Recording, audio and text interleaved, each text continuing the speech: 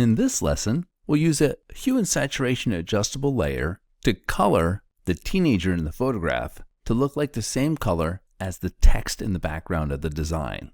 The hue and saturation layer needs to be clipped into the photograph layer so the whole design isn't affected by it. We're done with the guide, so we can hide the guide. Do Command H to hide the guide.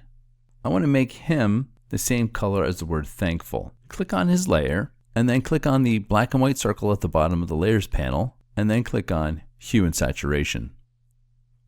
When I change the hue on this layer, it's going to change the hue of the words in the background because the hue and saturation layer is affecting the whole design. So what I can do now is I can clip the hue and saturation layer into the layer below it. Right-click on that layer and click on Create Clipping Mask. Notice the little arrow here on the left side of the layer indicating that this layer has been clipped into the layer below it.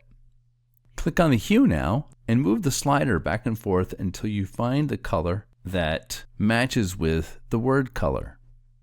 If you don't see the slider here, make sure that you click on the icon on the left side of the layer. If you're on this icon, that's the layer mask. Click on this icon here.